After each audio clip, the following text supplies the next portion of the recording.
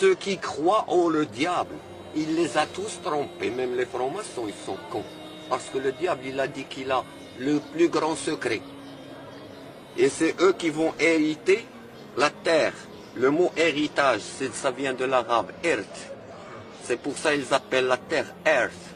Earth, alors c'est ard. Et ard en arabe, ça veut dire satisfait. Il nous donne beaucoup de choses et nous, on doit être satisfait. Et quand on se prosterne, ce mouvement-là n'est pas pour Allah, il n'a pas besoin qu'on se prosterne pour lui. C'est pour montrer que, regardez le lien avec la terre d'où tu es né. On ne se prosterne devant personne. On croit en Allah, notre Dieu n'est pas Mohammed, n'est pas Jésus, n'est pas Moïse. On croit en tous ces prophètes-là. On ne fait pas de différence entre eux. Aussi, si les chrétiens, ils ont raison, on croit en Jésus, on l'aime. Est-ce que tu peux, toi musulman, tu peux insulter Jésus? Non. Vous pouvez insulter Jésus? Non. Aucun musulman ne peut insulter Jésus. Pour être un bon croyant, il faut d'abord accepter tous les...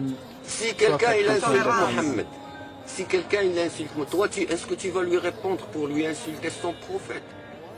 Non, impossible pour tous les musulmans, même ceux qui ne savent rien de l'islam.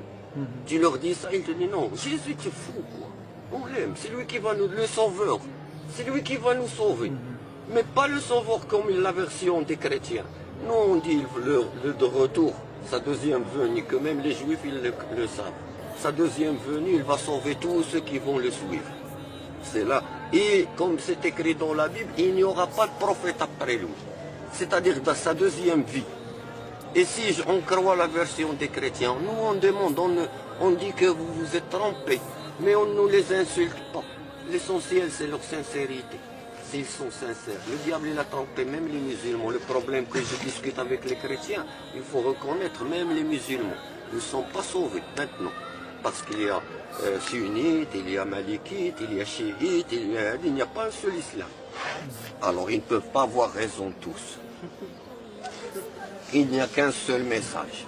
Le Dieu, il le dit dans le Coran, il a dit, il y a une vérité, une multitude de mensonges. Et si vous ratez la vérité, que trouvez-vous d'autre que le mensonge? Regardez la façon avec laquelle il parle. C'est vrai, c'est logique. Une seule. Une seule. Si je demande aux juifs, c'est quoi ta religion? Il va me dire judaïsme. D'où vient le mot judaïsme? De Judas. C'est qui Judas? Le prophète? Oui, c'est le frère de Joseph, fils de Jacob, fils d'Ishaq, fils d'Abraham. Alors dites-moi si votre religion, le judaïsme, ça vient de Judas. C'est quoi la religion d'Abraham? Est-ce le judaïsme? D'après la chronologie des faits, impossible. Judas, il est venu 400 ans après.